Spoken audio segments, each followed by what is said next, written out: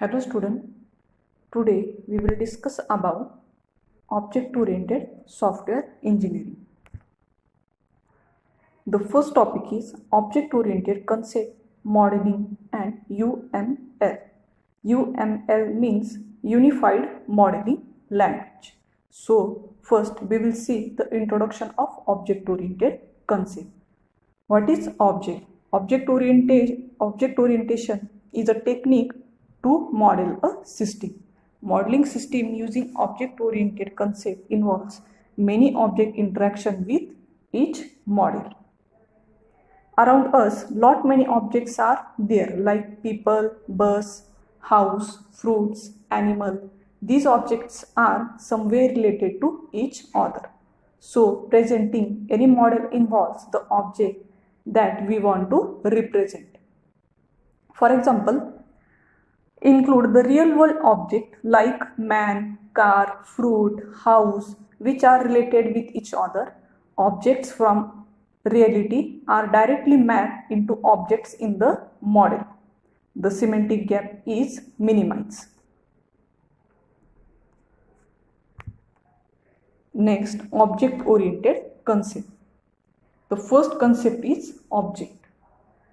Object is the basic unit of object orientation approach, or an object is a real-world element in an object-oriented environment that may have a physical or conceptual existence, or an object is a chunk of structured data in a running software system. So, object identity that distinguish it from other objects in the system state that determines the characteristic properties of an object as well as the values of the properties that the object hold. Behavior that represent externally visible activities performed by an object in terms of changes in its state. Object can be defined technically as a combination of data and their associated function, or an object is an abstraction of something of interest to the program, normally something in the real world.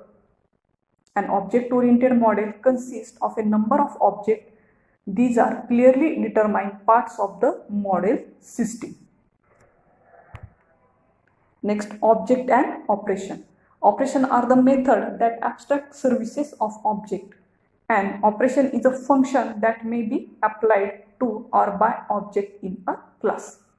An example of information which we want to say for each object is name, class, percentage, and so on. To access the saved information or to change the saved information, define a set of operations like accept, display, etc. Here, an Yash is represented from outside. We are able to see operations. Only the properties are hidden in an object-oriented system. In an object-oriented modeling, objects have relation with one another. And there are two types of relations. One is static relation and another is dynamic relation. In static relation exist over long period, which means that two objects know exist of each other, and in dynamic, by which two objects actually communicate with each other. Next, classes. A class represents a template for several objects and describes how these objects are structured internally. A collection of similar types of object is considered as a class. The objects that have similar behavior and information structure can be grouped under a class. A class serves as a blueprint for its object. That is, once a class has been defined, any number of objects belonging to the class be created. The objects of a class are also known as the instances or the variables of that class, and the process of creating object from a class is known as instantiation.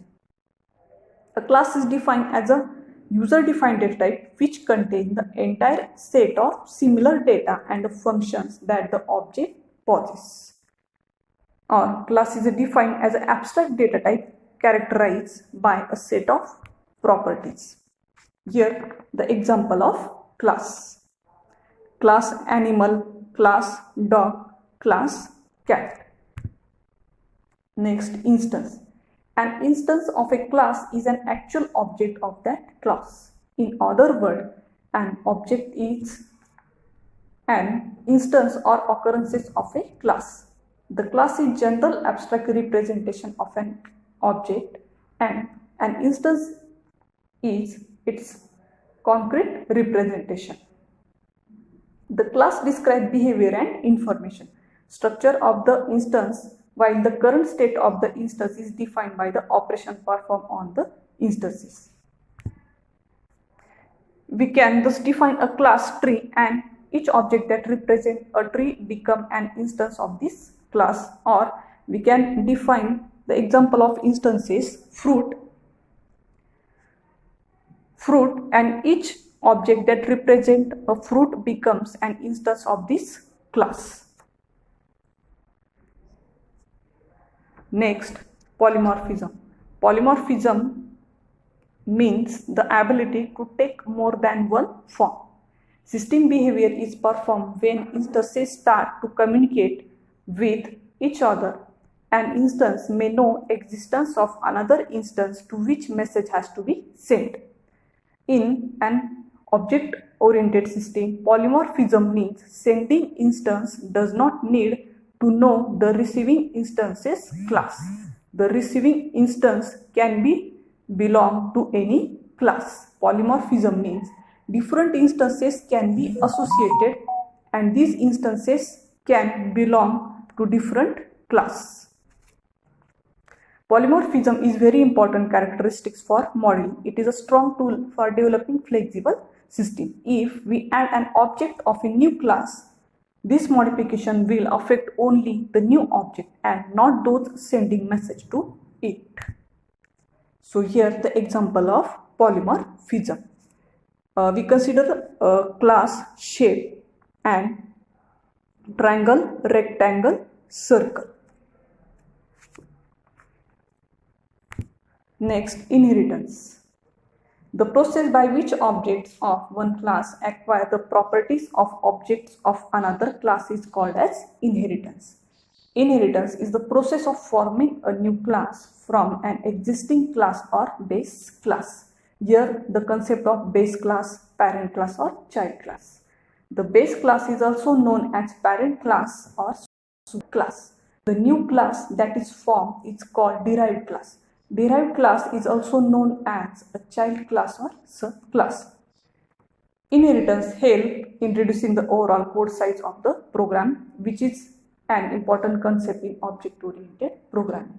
We can define inheritance as the process of forming a new class from an existence class, or inheritance can be defined as the process whereby an object of a class acquires characteristics from the object of the other class. Here the example of inheritance. Class A, class B is the superclass or parent class, and class C is the child class or derived class. Encapsulation. Here, encapsulation is the process of binding both attribute and method together within a class.